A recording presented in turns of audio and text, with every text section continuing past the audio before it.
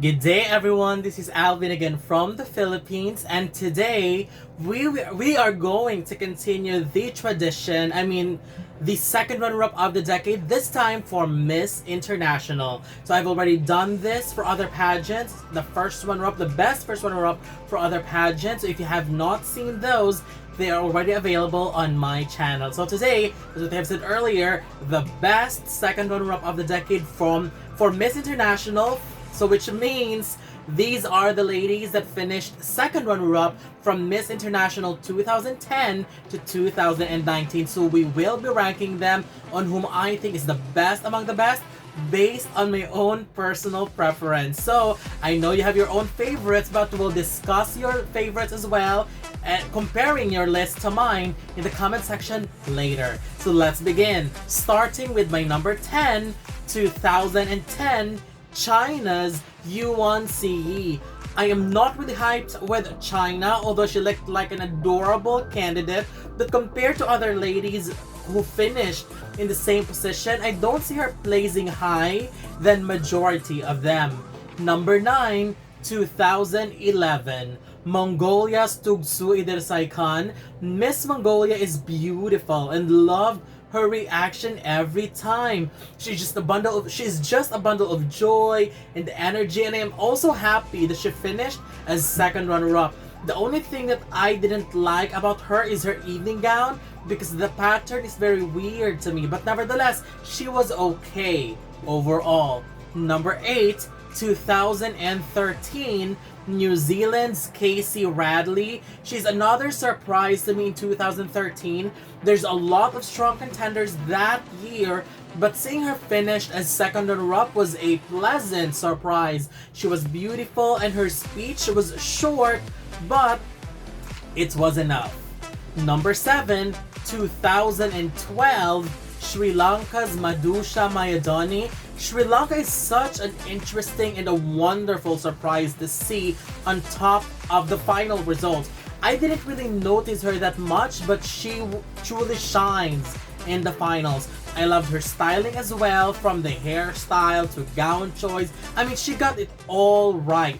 I also loved the delivery and the content of her speech. It was sincere, sweet, and at the same time, it was very strong. My number 6, 2016, Indonesia's Felicia Hwang. Although the winner of 2016 was already predictable, Felicia was also viewed as one of the strong competitors that year. She was really beautiful during her year and loved the gown that she wore, which is a combination of blue and white, and the pattern was just beautiful. Her speech was also super good and loved her conviction when she speaks. Number 5, 2018, South Africa's Reabetswe Sechoaro, one of my favorites since her national pageant. So when she was announced as their representative for Miss International, it really excites me to see her in the pageant. She was really stunning during the finale, and another candidate who was styled beautifully, and she was already considered as a favorite by many prior to the competition. So in the middle of the competition, it was no surprise that she's nailing every round. And during the speech, after her speech, it already sealed her a spot somewhere on top. So because that was actually a very, very good speech. So when she was called the second runner-up, that I believe was a very, very satisfying finish. Number 4, 2014, Thailand's Punika Kulsoontornrut.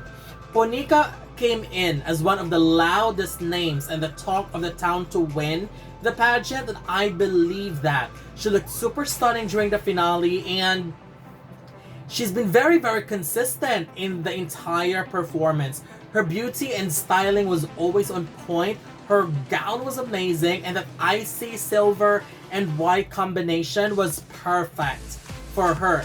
For her speech, I really appreciate her effort for speaking in English, but it is very apparent that she struggled a little bit. And honestly, I was still hopeful that the judges will consider her for the win, because even if I didn't understand some of the words that she said, her delivery was actually good, especially when it comes to the tone and expression. But seeing her a second runner-up was a little bit surprising because I would love to see her higher. But it cannot be denied that her speech truly affected her rank. Number 3, 2017, Venezuela's Diana Croce, one of the most beautiful faces we have seen in Miss International stage. Loved her beauty and loved her simple styling in the pageant because it truly brought out her natural beauty. Loved her soft pink gown as well. She was giving us that classic beauty vibe that could stand out in any decade of the pageant. Her speech was conveying the same message almost as everybody else, but it was still good because she did not stumble and struggle, and overall, flawless performance. Number 2, 2019, Uganda's Evelyn Namatovu. I am really loving Evelyn so much. She's one of my favorites that year because of her stunning face. Her performance was okay to me, although there are still part of me which makes me feel like she is still holding back a little when it comes to performance, and she seems not giving it all. I mean, that's what I'm getting from her performance. But there's no denying that she has raised the level of competition still and has given hope to many women of color that will be competing in the future. Her performance isn't perfect, but I just love how natural she was, and with the right styling and preparation, she can be miles better. And I'm just so happy that she was given a second runner-up title, and I'm really hoping that she would try another pageant in the future. She's one of my wish list to try and do crossovers to other pageant, huge potentials. And the best second runner-up for Miss International, in my opinion, is 2015, Kenya's Eunice Onyango. Although Eunice gave a very solid, strong performance, and she was actually very confident and beautiful, but I can't stop the feeling of doubt when she competed that she might be ignored of a higher placement that she truly deserves. It was actually refreshing to see her perform. She was really good. Her speech was very good. She doesn't sound rehearsed, and the content of her speech talking about the victims of terror was definitely eye-opening, and I am so glad that she talked about it in her speech. I really loved it. I mean, she even wiped a tear after her speech, and I really understood why, because that was really an emotional speech. I mean, that was the moment that I told myself, if they cannot give her the win, they better give her a runner-up spot because she truly deserved it.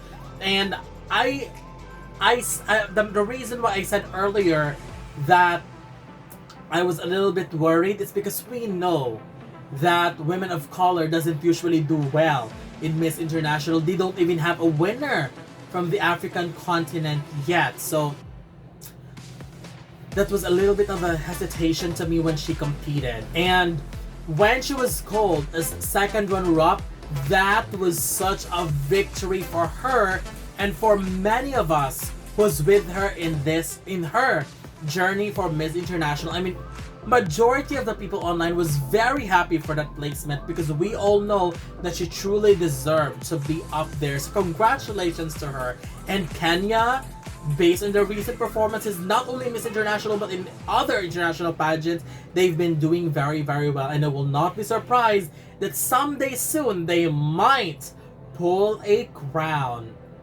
So that's it. These are my top 10 favorites for Miss International, the best second runner-up of the decade. So what do you think?